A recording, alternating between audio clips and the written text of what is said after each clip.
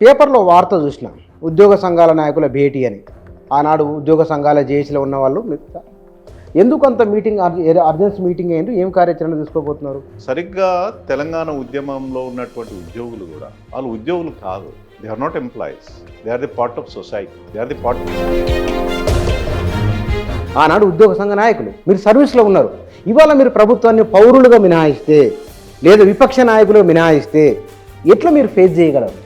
సంఘాల అధ్యక్షులు కిరీటాలు పెట్టుకొని ఇంకేదో చేద్దామని మా ఉద్దేశం కాదు. మా తమ్ముళ్ళు ఉన్నారు, మాతో కలిసి పనిచేసినట్టు ఉద్యోగ సంఘాల నాయకులు ఉన్నారు. ఇప్పుడు వాళ్ళ రేవంత్ రెడ్డి మాట్లాడిన మాటల్లో రాష్ట్ర ప్రభుత్వ ఆర్థిక స్థితిగతులు ఏమిటో ప్రజలకు తెలియాలి కాబట్టి ఒక ట్రాన్స్పరెన్సీ ఉంది అనే భావన అని కాంగ్రెస్ వాళ్ళు అంటున్న మాట. రాజ్యాంగం ప్రకారం అన్ని విషయాలు చెప్పే హక్కు నీకు లేదు, చెప్పకూడదు. నువ్వు ప్రమాణం చేసినావు, దేవుని మీదనో దేనికే దాని మీదనో ప్రమాణం చేసినావు. It is not your. అంటే ఆయన విధిలేని పరిస్థితులలో మాట్లాడుతున్నట్ల లేదు, ఒక ప్రత్యామ్నాయ మార్గాన్ని అన్వేషించడంలో విఫలమైనందువలన ఏమై ఉండొచ్చు? ఒక తండ్రి తన కుటుంబానికి ఏం చెప్తాడన్నా, ఈ నెల ఇంత జీతం వచ్చింది బిడ్డ, ఇట్లా చదువుకుపోదాం, అందరం కష్టపడదాం, మీరు కష్టపడండి, నేను రేపు ఇంకో 10 రూపాయలు పెంచుకుందాం, ఇంకో ఎల్లుండి ఇంకో 100 రూపాయలు పెంచుకుందాం. పెంచిన తర్వాత మనం అందరం మళ్ళా ఎక్కడెక్కడ ఏం కావాలో మన కుటుంబానికి ఏం కావాలో. నమస్తే. సరిగ్గా 12 సంవత్సరాల కింద తెలంగాణ ఉద్యోగులకు సంబంధించిన ప్రతి యాక్టివిటీ పతాక శీర్షికల్లో ఉండేది. పత్రికల్లో, మీడియాలో బ్రేకింగ్ న్యూస్ నుంచి ప్రత్యేక కథనాల వరకు, డిస్కషన్ల వరకు ఉండేది. ఇన్నేళ్ల తర్వాత 2 రోజుల కింద ఉద్యోగ సంఘాల నాయకులంతా ఒక దగ్గర సమావేశంగా అవడం, ఆందోళన చేస్తామని చెప్తున్నారు. ఇన్నేళ్ల తర్వాత వాళ్ళు కలుసుకొని ఇప్పుడు ఆందోళన చేస్తామని ఎందుకు అంటున్నారు? వాటి వెనుకున్న కారణం ఏమిటో తెలుసుకుందాం. ఆనాడు ఉద్యమాన్ని, ఉద్యోగుల లేదా తెలంగాణ ఉద్యమాన్ని నడిపిన వారిలో, వాస్తవానికి తెలంగాణ ఉద్యమాన్ని ఎత్తుకున్న వారిలో తొలి వరుసలో ఉన్నవారు విఠల్ గారు. వారు నిన్న సమావేశానికి వెళ్ళడం, ఒక కార్యాచరణ తీసుకుంటామని చెప్తున్నారు. ఎందుకో తెలుసుకుందాం. సార్ నమస్కారం. అన్న వందనం. మీకు మైక్ టీవీకి వందనం. పేపర్లో వార్త చూసిన ఉద్యోగ సంఘాల నాయకుల భేటీ అని. ఆనాడు ఉద్యోగ సంఘాల జేఏసీలో ఉన్న వాళ్ళు ఎందుకు అంత మీటింగ్ అర్జెన్సీ మీటింగ్ అయ్యింది, ఏం కార్యాచరణ తీసుకోబోతున్నారు? ముచ్చన్న, మీరు తెలంగాణ ఉద్యమానికి చాలా దగ్గరుండి చూసిండ్రు. బహుశా మీకున్నటువంటి అవగాహన నేను వేరే లేదని చెప్పలేను, కానీ చాలా చాలా దగ్గరగా చూసి ఇన్వాల్వ్ అయ్యి చూసిండ్రు తెలంగాణ ఉద్యమాన్ని.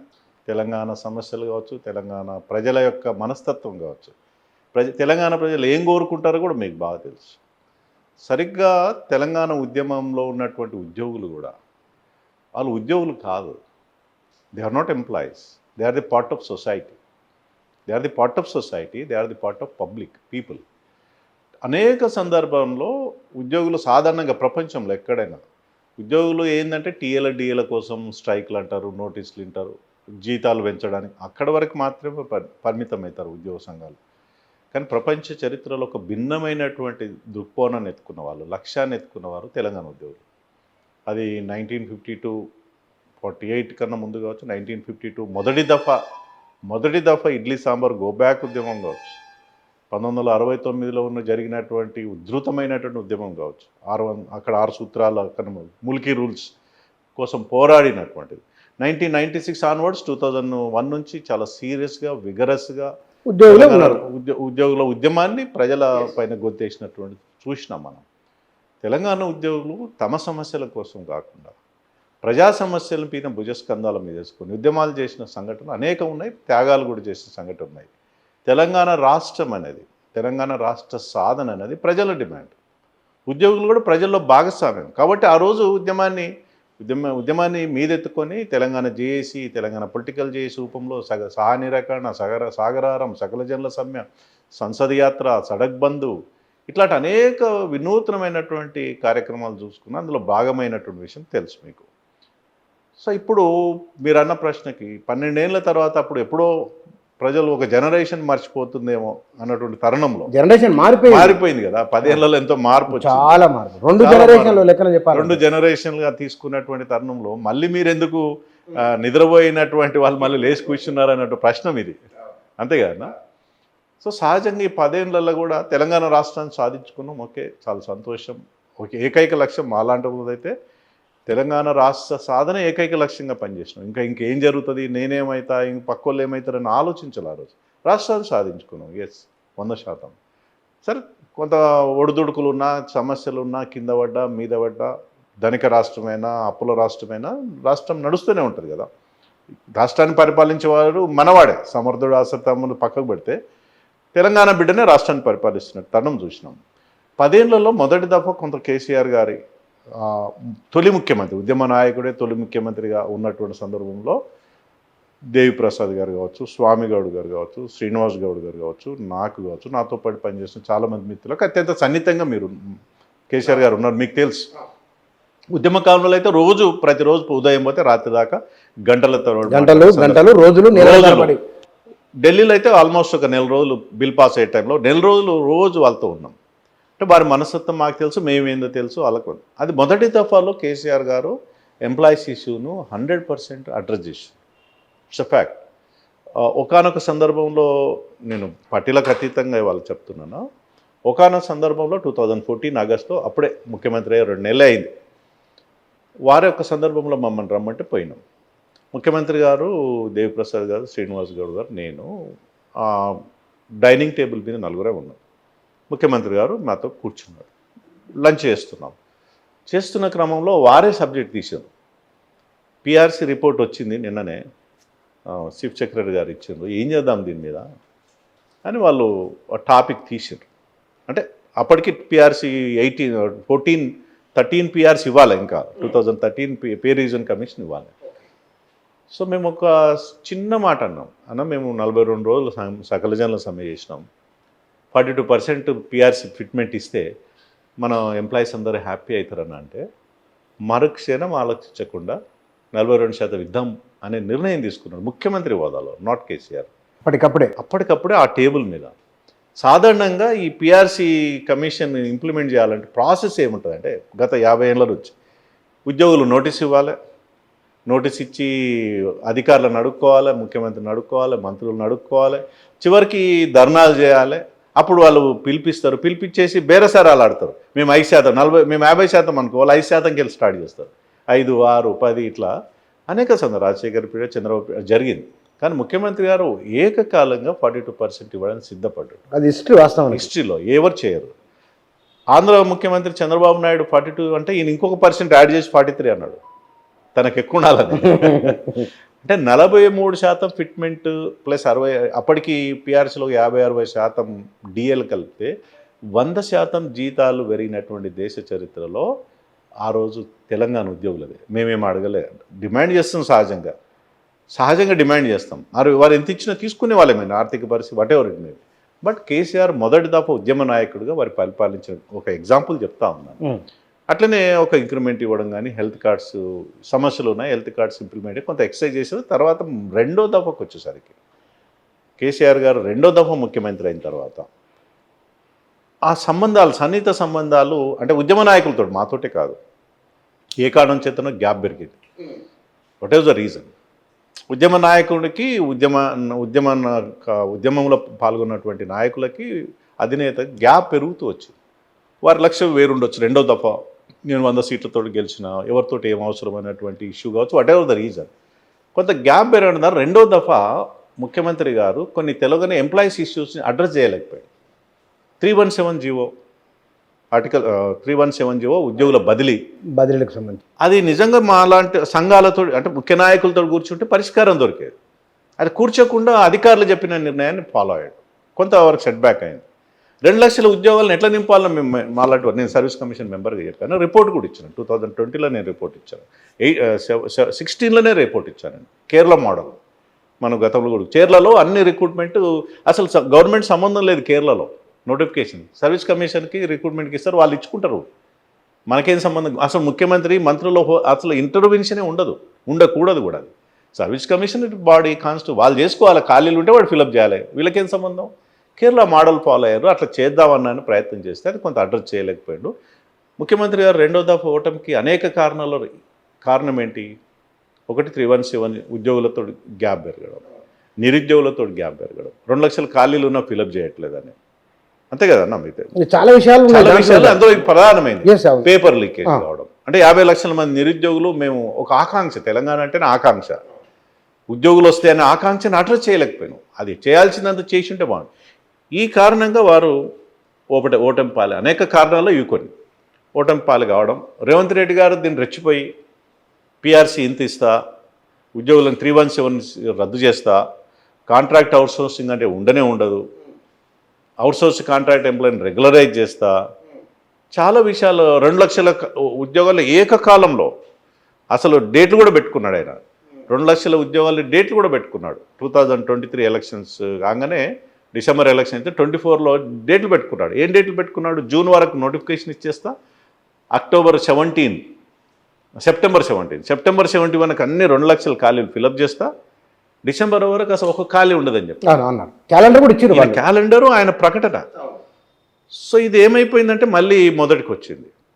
317 రద్దు చేయలేదు, 2 లక్షల ఖాళీలు ఫిలప్ చేయలేదు, 50 ఉద్యోగుల యొక్క సమస్యలు 5 డిఏలు దేశ చరిత్రలో ఏ రాష్ట్రంలో ఉండదు, 5 డిఏలు పెండింగ్ పెట్టడం, ఇవన్నీ కూడా ఎంప్లాయీస్ ఇష్యూసే కావచ్చు.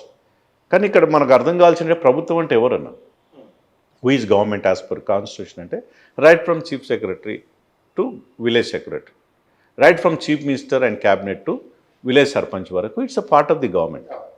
గవర్నమెంట్ అంటే ఎవరు కాదు, పార్ట్ ఆఫ్ ది గవర్నమెంట్. ప్రజలు ఎన్నుకున్న పొలిటికల్ లీడర్స్ ఎగ్జిక్యూటివ్గా, క్యాబినెట్గా, ముఖ్యమంత్రిగా, మంత్రి ఉంటారు, కానీ ఇట్స్ ఎ గవర్నమెంట్. సో ఈ గవర్నమెంట్ ఉద్యోగులే తన కుటుంబ సభ్యులు అసంతృప్తిగా ఉంటే, తన కుటుంబమే అసంతృప్తిగా ఉంటే పాలన ఎట్లా కొనసాగుతుంది? సో ఈ 5 సంవత్సరాలు, 1.5 ఇయర్లో ఉద్యోగులకు సమస్యల్ని, ముఖ్యంగా 5 డిఏలు కావచ్చు, పిఆర్సీ కావచ్చు, ట్రాన్స్ఫర్స్ కావచ్చు, ప్రమోషన్స్ కావచ్చు, ఏదైనా కావచ్చు, కలిసి కూర్చొని మాట్లాడే వాతావరణం అనేది ముఖ్యమంత్రి గారి లేకుండా పోయింది. What ever the reason, Revanth Reddy గారి దగ్గర. అన్నిటికి మించి తన ఇంటి సంసారాన్ని బయట వేసుకోరు ఎవరు కూడా.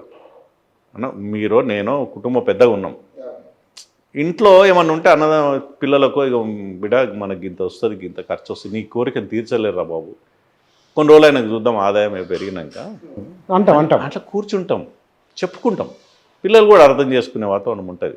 డాడీ ఏం చేస్తాడు మరి, అంతే కదా, నా కారు గవర్నమెంట్ అడికెళ్ళి కారు కొనిస్తాడు, ఇంకేదో కొని అడికెళ్ళి వస్తుంది, ఉన్న ఆదాయం ఇంతగా అర్థం చేసుకునే వాతావరణం ఉంటుంది.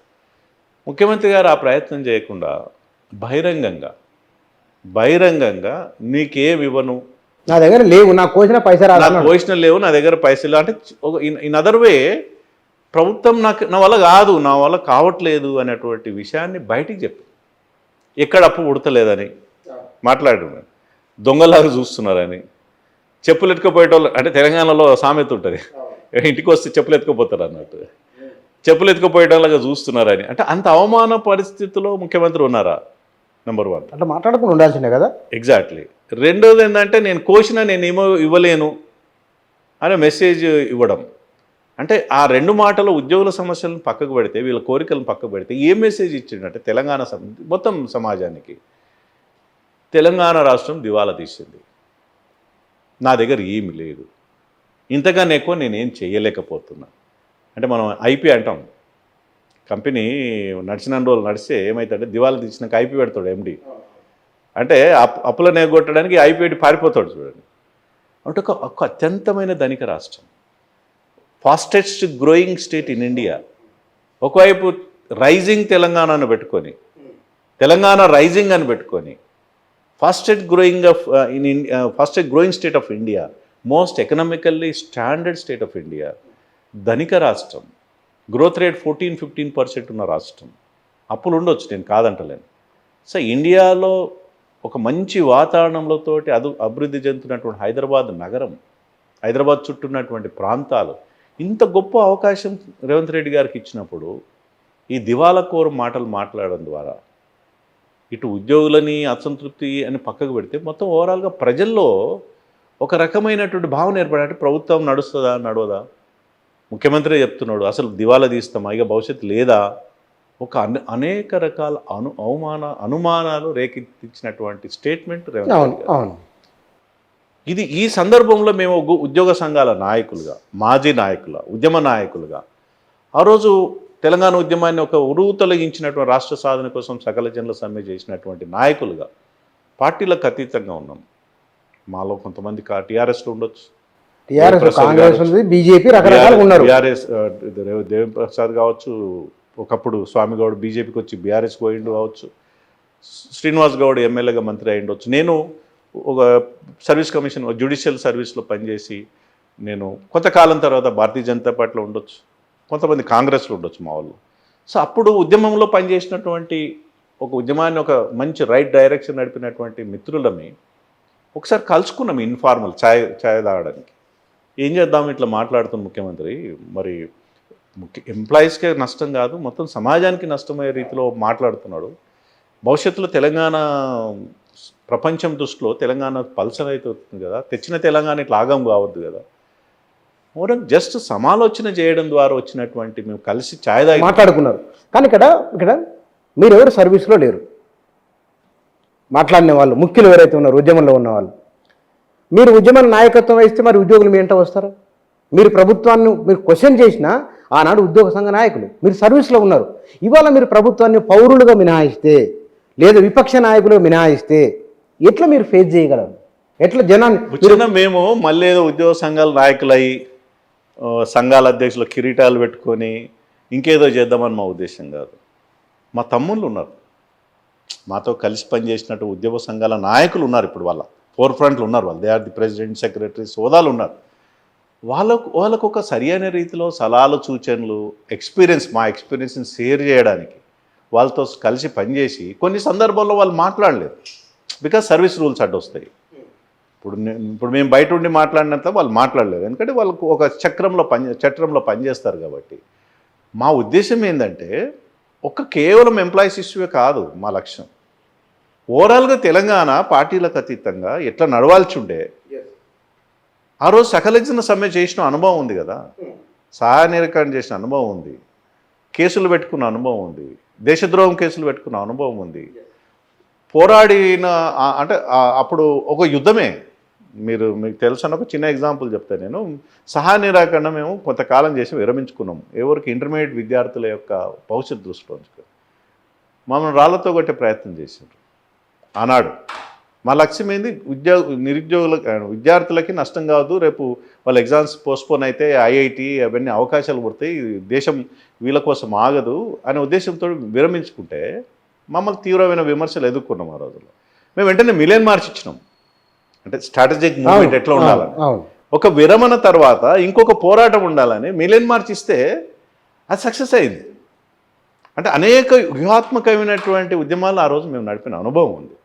ఇది చాలా చిన్న సమస్య. ఇవాళ ఉద్యోగుల సమస్యలు 5 డిఏలు పిఆర్సీ స్మాల్ ఇష్యూ, కూర్చుంటే మాట్లాడుకుంటే పరిష్కారమయ్యే మార్గాలు ఉంటాయి. మేము కేవలం దానికి మాత్రమే పరిమితం కాకుండా ఇవాళ తెలంగాణ సమాజం ఎదుర్కొన్నటువంటి అనేక సమస్యల్ని మేము ఉద్యమంలో భాగస్వామ్యం కూడా అంటే పోరాటంలో ఉన్నాం కాబట్టి ప్రభుత్వాలకు సలహా ఇస్తూ రాజకీయ నాయకుల వేదికలపైన మాట్లాడుతూ ఇట్లా ఉండేది కాదు, ఇట్లా ఉంటే బాగుంటుందని ఒక సమన్వయం చేసే ప్రయత్నమే మాది. It's a coordination between government and organisations. సంఘాలుగా ఉన్నటువంటి ఆల్రెడీ ఉద్యోగ సంఘాలకి ప్రభుత్వానికి కోఆర్డినేషన్ కావచ్చు, పార్టీలకు ఉద్యోగ సంఘాలకు కోఆర్డినేషన్ కావచ్చు, ఓవరాల్గా ప్రజలకు ఉద్యోగ సంఘాలకు కోఆర్డినేషన్ కావచ్చు.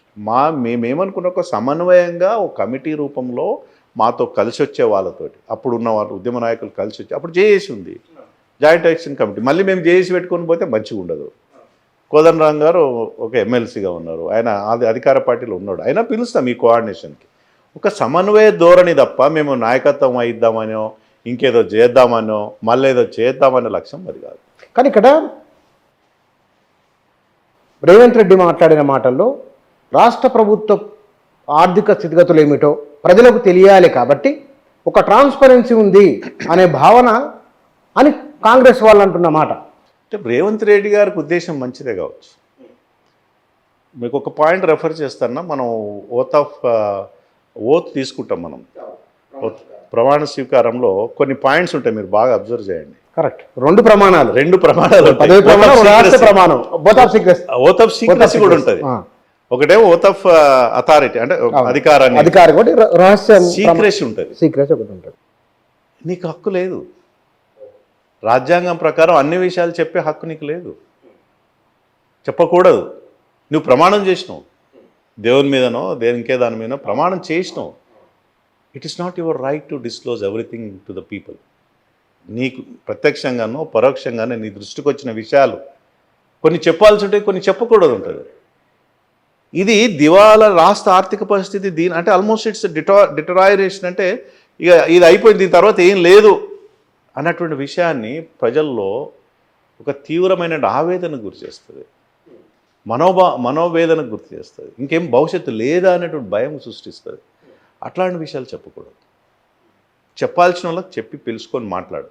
ఆదాయం ఎంత ఉంది, వ్యదాయం ఎంత చెప్పడంలో తప్పు కాదు.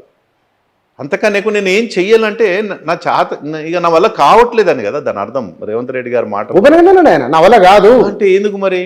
You are the chief minister, you are the chief minister of state. ప్రజలు ఎన్నుకున్నటువంటి ఒక నాయకుడవు. అంటే ఆయన విధిలేని పరిస్థితులలో మాట్లాడుతున్నట్ల లేదు, ఒక ప్రత్యామ్నాయ మార్గాన్ని అన్వేషించడంలో విఫలమైనందువలన ఏమై ఉండొచ్చు? ఒక తండ్రి తన కుటుంబానికి ఏం చెప్తాడన్నా, ఈ నెల ఇంత జీతం వచ్చింది బిడ్డ, ఇట్లా చదువుకుపోదాం, అందరం కష్టపడదాం, మీరు కష్టపడండి, నేను రేపు ఇంకో 10 రూపాయలు పెంచుకుందాం, ఇంకో ఎల్లుండి ఇంకో 100 రూపాయలు పెంచుకుందాం, పెంచిన తర్వాత మనం అందరం మళ్ళా ఎక్కడెక్కడ ఏం కావాలో మన కుటుంబానికి ఏం కావాలో సరిదిద్దుకుందాం అనేటువంటి భావన ఉండాలి. తండ్రి కాడెత్తించడం కన్నా ఇక ఏమైనా చేసుకోపండ్రా భయ్ మీరు, నా వల్ల కాదు, ఇక అప్పులు చేసి పెట్టిన అప్పులోడు అడుగుతుంది. వెనకడికి 60 ఏళ్ళ తర్వాత సంసారాన్ని వదిలిపెట్టి సన్యాసులకు పోతారు తెలుసు తెలంగాణలో, దొరక కూడా పోతారు. అవును, అప్పులు చేసి ఊర్లలో సాధారణంగా చేసే కాడికి అప్పులు అని చేస్తాడు, ఒక ఫైన్ మైనింగ్ పారిపోతాడు, ఏం చేయలేక పారిపోతాడు. అంటే అక్కడ పిల్లలకు దొరకడు, భార్యకు దొరకడు, ఊరోళ్ళకు దొరకడు, వెతుక్కుంటూ పోతారు పాపం. పోలీస్ రైల్వే స్టేషన్లో ఉన్నాడా, లేకపోతే బస్ స్టాండ్లలో ఉన్నాడా, ఇంకేదన్నా గుడ్లలో ఉన్నాడా? అవునా కదన్నా? రాష్ట్ర అధినేత కదా కుటుంబ పెద్దనే, దానికి మిచ్చింది కాదు. Example, is a head of the state. కష్టాలు ఉంటాయి, నష్టాలు ఉంటాయి, సమస్యలు ఉంటాయి, పరిష్కార మార్గాలను వెతుక్కుంటూ విఘ్నులతోటి మేధావులతోటి సమాజంలో ఎంతోమంది ఉన్నారు. అవును, ఎంతోమంది ఉన్నారు. కూర్చొని మాట్లాడుకోవడము, సలహాలు సూచనలు తీసుకోవడము, సమన్వయం చేసుకోవడము, అది అవసరం ముఖ్యమంత్రి గారికి. ఒకటో ఈ రేవంత్ రెడ్డి గారు వచ్చి వాటెవర్ ఇట్ మేబీ. గత ముఖ్యమంత్రి కొన్ని సందర్భంలో సమస్యలు వచ్చినప్పుడు కూర్చునేవాడు, ఆయన ఎప్పుడు బయటికి చెప్పలే. అంటే మనం ఇల్లు కట్టుకుంటామన్నా, ఇంత అద్భుతంగా ఉంది అని చెప్పాలి కానీ ఏం లేదు, ఇంట్లో ఏం లేవు, టీవీలు లేవు, ఫర్నిచర్ లేదు, బియ్యం కూడా అయిపోతున్నాయి అంటే అవునా కాదన్న? ఎవడు నమ్ముతాడా? రేవంత్ రెడ్డి గారి భాషనే దొంగల్లాగా వస్తున్నారు, చెప్పులు ఎత్తుకుపోతారు అని అనుకుంటారు ఇక బయట. సో తన సమస్యల్ని, కుటుంబ సమస్యల్ని బహిర్గతం చేయకూడదు.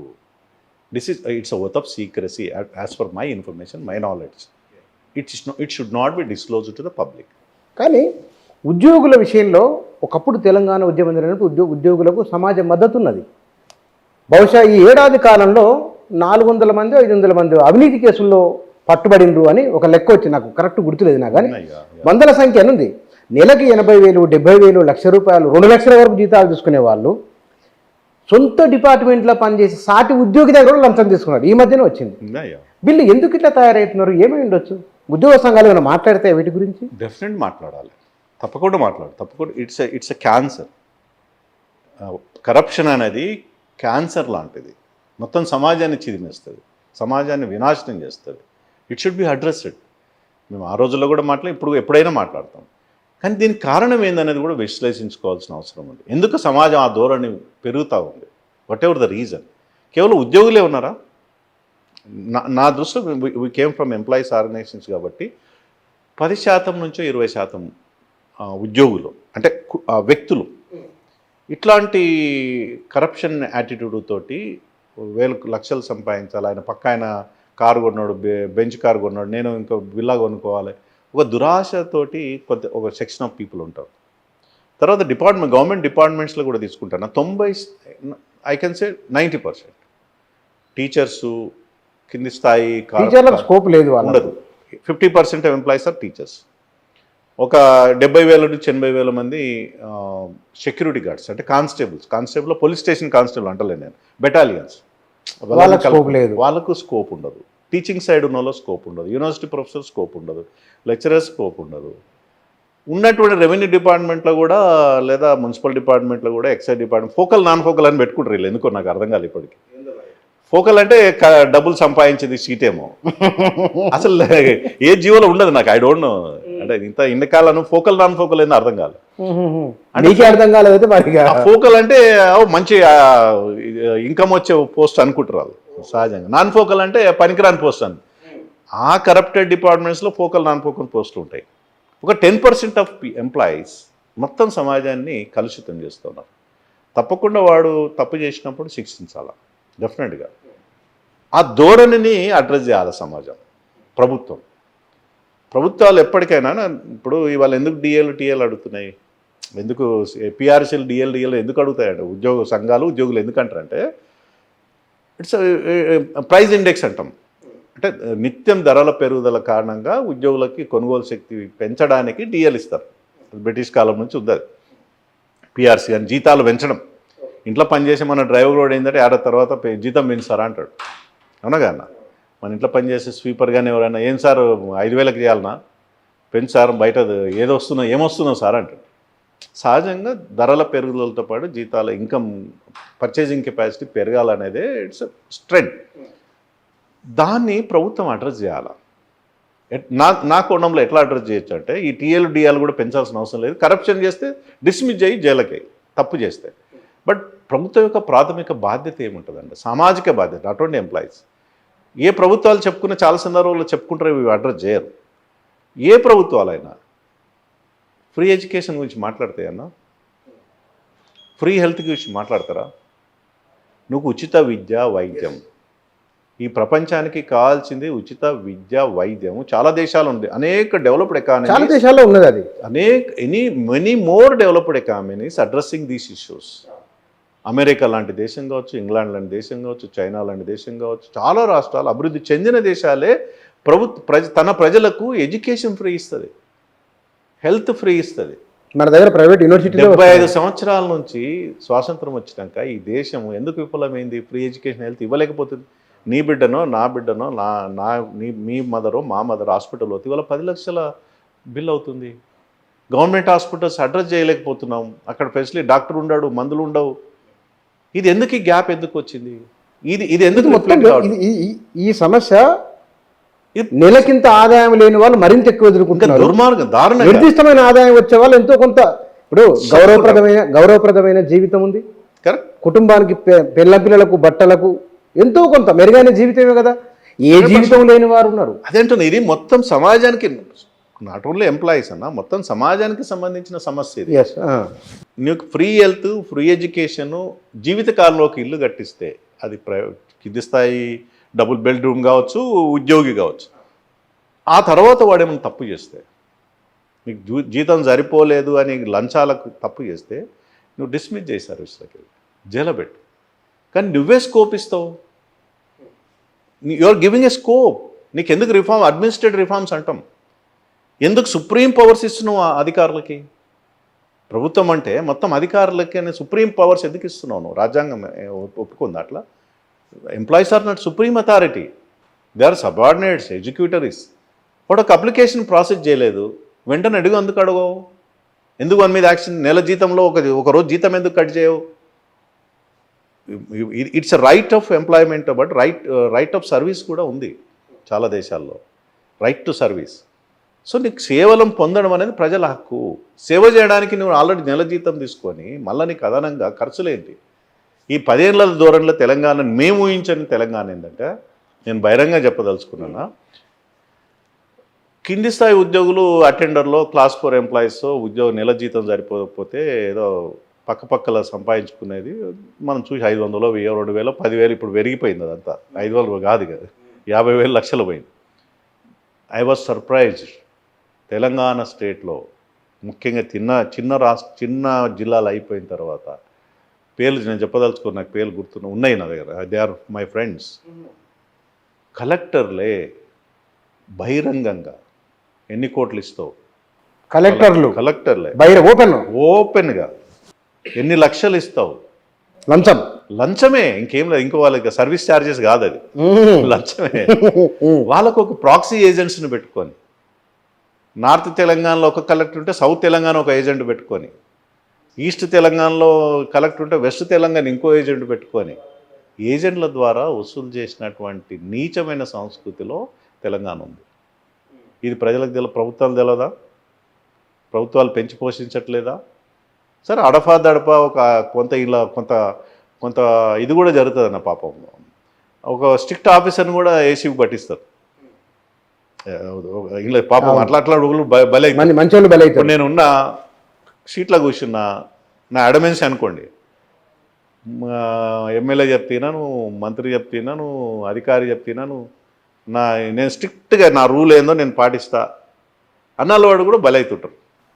అప్పుడప్పుడు అట్లాంటి వాళ్ళు కూడా బలవుతారు. వానికి అంటే డబ్బులు తీసుకొచ్చి జేబులో పెట్టి పట్టిస్తారు. వీడు నీళ్ళు కూడా ఎక్కువైందిరా, మన మాట వింటలేడు, పని చేస్తలేడు, పైసలు తింటలేడు, పని చేస్తలేడు, పైసలు తింటలేడు. అని వీడేవాడు రా, పైసలు తినేటోడు కాడు, పని చేసేటోడు కాదు. పని అంటే రూల్ ప్రకారం చేయాలి. అవును. సో ఇట్లాంటి వాళ్ళు కూడా బలైనటువంటి సంఘటనలు చూస్తాం. What ever it maybe. ఈ కరప్షన్ స్టేట్ తెలంగాణలో అనేక రకాల, తెలంగాణ స్టేట్లో ఊహించిన తెలంగాణ అయితే కాదన్న, టు బి ఫ్రాంక్, మీరైనా నేనైనా. What we were expected the Telangana, it is not now. ఇవాళ గ్రామాల వారీగా ఏర్లై పారుతుంది మద్యం. గ్రామాల వారీగా 6-7 గంటలకే వచ్చి నిలబడతారు లైన్లో. డ్రగ్స్ అది సరిపోతలేదు, మత్తు ఎక్కుతలేదు. ఎట్లా వచ్చిందో అది అంటే వాడు లిక్కర్ తాగితే మత్తు ఎక్కుతలేదు, డ్రగ్స్కి అలవాటు పడుతుంది యువత. Just 8th class పోరలు, 10th class కూడా 8th క్లాస్ పోరల నుంచి డ్రగ్స్కి అలవాటు పడడము, మద్యానికి అలవాటు. యూ మైట్ బి, మీకు తెలుసన్నా, India's and what is highest consumption of liquor in India is Telangana. Highest consumption ఏ స్టేట్లో లేదు. 50% of our population are drinking. 50% population, 50% of population, both men and women. ఇక డ్రగ్స్ లెక్క లేదు. అది ఏ స్టేట్లో లేదు. నేను నార్త్ ఈస్ట్ స్టేట్లో ఒక 2 స్టేట్లో అక్కడ చలి వాతావరణం ఉన్న కొత్త, ఎక్కడ మిజోరాం లాంటి చిన్న స్టేట్లో ఉంది. We are highest consumption of liquor, highest income is from excise. అంటే ఏం ఆశిస్తున్నావు తెలంగాణలో? బాగా తాపు, తిను, ఆదాయం తెచ్చుకో, ఫ్రీబీస్ ఇచ్చేసేయి, ఇష్టం ఉన్నట్టు పథకాలు ఇచ్చేసి వాడు ఖర్చు పెడితే మళ్ళీ గుంజుకో. అంటే ఇవాళ చాలా కేసులన్నా మనం బాధ అనిపిస్తుంది. Nearly 15 to 20% kidney failure cases ఉన్నాయి. బీపీ, షుగర్లు, హార్ట్ అటాక్స్ లెక్కలేదు. వీళ్ళ ద్వారా ఎవరు బతుకుతున్నారు? హాస్పిటల్ బతుకుతున్నాయి. అవును. కుటుంబాలు చిన్న ఒక ఎగ్జాంపుల్ అన్న, సమగ్ర కుటుంబ సర్వేలో కేసీఆర్ గారు, సరే కేసీఆర్ ఈజ్ ఎ పొలిటీషియన్ కాబట్టి ఆయనకి ఏది కావాలో అది తీసుకున్నాడు. ఆ కుటుంబ సర్వేలో దాదాపు 10 లక్షల మందో మేబీ ఆ రోజుకి, ఆ సర్వే రోజుకి 2 lakhs మందిలో ఒక డేటా ఉండే widows. Now it is reach to 15 to 20 lakhs. 20 లక్షల మంది విడోస్ ఉన్నారు తెలంగాణలో. మీరు సర్వే తీసుకోండి, నేను రీసెంట్గా చూశాను. 15 to 20 lakhs విడోస్ ఉన్నారు. చిన్న ఏజ్ పాపం, 20 years 25 years పెళ్ళిళ్ళు అయితే. రీజన్ అదే చెప్తున్నాను. ది రీజన్ ఏంటంటే ఇది ఒక్కటేనా? ఇట్స్ అ ఫ్యాక్ట్ అన్నా. మీరు సర్వే తీసుకున్నా, I'm not denying it. 15 to 20 lakhs ఇవాళ విడోస్ ఉన్నారు. విడోలకు కారణం ఏంటంటే యంగ్, అంటే భర్త కష్టం చేయడు, పొద్దున్న లేచి తాగుతాడు, కష్టం చేసిన సాయంత్రం కల్లా తాగుతాడు, డ్రగ్స్కి అలవాటు పడతాడు, అది సరిపోకపోతే ఇంకేదో అలవాటు పడతాడు. వాని కుటుంబం చిన్న భిన్నమవుతుంది. వాడు kidney failure, kidney failure, what ever the reason అన్న, సూసైడ్ జరుగుతాయి. మనకు చాలా రకాల సూసైడ్ జరుగుతాయి, రోడ్డు ప్రమాదాలు, యాక్సిడెంట్ జరుగుతాయి, తాగుడు అలవాటు వాడి ఆరోగ్యాలు ఖరాబ్ అయిపోతాయి. ఇందులో ప్రధానంగా kidney failure, heart failure, BP, షుగర్లు. ఇవి ఒక ఆ ఎర్నింగ్ పర్సన్ ఫ్యామిలీలో చచ్చిపోతే ఫ్యామిలీకి ఎవడు దిక్కు అన్న, పిల్లలకి ఎవడు దిక్కు? ఇవాళ గ్రామాలలో ఉందన్న, మీరు చూడండి.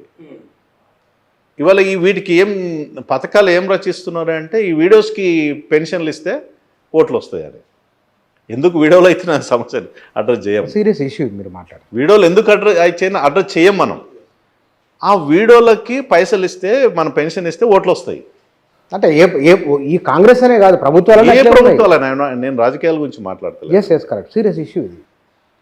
ఇవన్నీ మౌలికమైన అనేక సమస్యను అడ్రస్ చేయాల్సిన ఇష్యూస్ని పక్కకు పెట్టి, సరే నీళ్లు రావాలి మేము వద్దాం, నీళ్లు నిధులు నియామకాలు కొట్లాడినాం, ఇంకా భిన్నమైన Telangana it's rich country, rich state ఉండాలనుకున్నాం. కానీ తెలంగాణ ఉద్యమ సందర్భంలో తెలంగాణ ఎట్లా ఉండాలని మనం మామూలుగా కూర్చున్నప్పుడు మాట్లాడుకునే వాళ్ళం. మరి ఎక్కడ ట్రాక్ తప్పింది? ఇది ఎట్లా ఎక్కడ? ఇది ధనిక రాష్ట్రం. ఎందుకు ట్రాక్ తప్పింది? ప్రజలు కూడా ధనికులే, విశాలమైన దృక్పథంతో ఉన్న వ్యక్తులే. ఎక్కడ కూడా ఈ ఇతర రాష్ట్రాలు చూసినట్లు మర్డర్లు ఈ చేసుకునే మనస్తత్వం కాదు తెలంగాణ సమాజంది. శైవమతంతో ఉద్భవించిన పాపము అయ్యో పాపము అనేటువంటి తెలంగాణ ప్రజలు చెరగు పరుల కోసం పాటుపడే గుణం. కానీ మనం రాంగ్ ట్రాక్లో సమాజాన్ని తీసుకుపోయారు. ఎవరు కారకులు? పాలకులే నేను ఎవరు వాట్ ఎవర్ ఇట్ మీన్. ఇవాళ ఫ్రాంక్లీ మాట్లాడాలంటన్నా, ఇవాళ ఏ హోటల్లో చూసినా మనవాడు పనిచేయడు, ఏ హాస్పిటల్లో పనిచేసిన మనవాడు పనిచేయడు, తెలంగాణ వాడు ఉండడు. ఏ ఐటీ కంపెనీలో తెలంగాణ ఉండడు, ఏ హోటల్లో తెలంగాణ వాడు ఉండడు, ఏ కన్స్ట్రక్షన్ లైన్లో కింద కూలీనాలు చేస్తూ Telangana, Bihar Orissa north eastern states నుంచి, కేరళ నుంచి ఒకప్పుడు వచ్చేది. ఈవెన్ ఆంధ్రప్రదేశ్కి వెళ్ళి కూడా తగ్గింది. శ్రీకాకుళం నుంచి రావట్లేదు, లేదా శ్రీకాకుళం నువ్వు కన్స్ట్రక్షన్ లైన్ తీసుకో, సర్వీస్ సెక్టర్. ఈవెన్ విచిత్రం అన్న, ఊర్లల్లో నాట్లు వేయడానికి కూడా బీహార్ వర్కర్స్. అవునట, అసలు విచిత్రం ఇది. పత్తి ఎరడానికి కూడా కర్నూలుడో బీహారోడో ఒరిస్సాడో రావాలి. ఏం సమాజాన్ని మనం నిర్మించినాం? నువ్వు వర్క్ కల్చర్ని దెబ్బతీసినావు. 50 లక్షల మంది యూత్ ఉన్నారు కదా, ఇంతమంది మనం గిగ్ వర్కర్స్ ఉన్నాం కదా. ఎవడున్నాడు తెలంగాణోడు? గిగ్ వర్కర్స్లో. అంటే తెలంగాణలో 2 రకాలుగా ఉంది. నాకేంది ఊర్లో ₹1 ఎకరా అయింది, 50 లక్షలకి నేను ఎందుకు పని చేయాలి, అది ఒక భావన. ఇది అయింది. లేనోడు లేడు. అదే లేనోడు ఏం చేస్తాడు? దుబాయ్లో పోసి 50 డిగ్రీస్లో పనిచేస్తాడు. 50 డిగ్రీలలో వాడు 12 గంటలు పనిచేస్తాడు. ఈడ పాడో తీసుకోనో లేదా గడపార తీసుకొని పని చేయమని వ్యవసాయంలో చేయడాడు. ఆటో డ్రైవర్గా చేసుకుంటే 2 రోజులు చేస్తాడు, 3 నేను ఆటో డ్రైవింగ్ చేయాలన్నా అంటే అందరూ మైండ్ సెట్, తెలంగాణ ప్రజల మైండ్ సెట్ అంటే ఉద్యోగులు అందరి మైండ్ సెట్ ఏమైందంటే అందరూ కలెక్టర్లు కావాలి, అందరూ గవర్నమెంట్ ఎంప్లాయీస్ కావాలి, అందరూ ఐటీ కంపెనీలో పనిచేయాలి. ఈ ధోరణి వర్క్ కల్చర్ పోయిందన్న. సో ఫ్యాక్ట్, మనం పనిచేసే మనస్తత్వం ఎప్పుడైతే ప్రజలకు పనిచేసే మనస్తత్వం పోతుందో, వర్క్ కల్చర్ పోతుందో, ఆ సమాజం చచ్చిపోతుంది. చాలా సీరియస్ విషయాలు మాట్లాడుతున్నాం.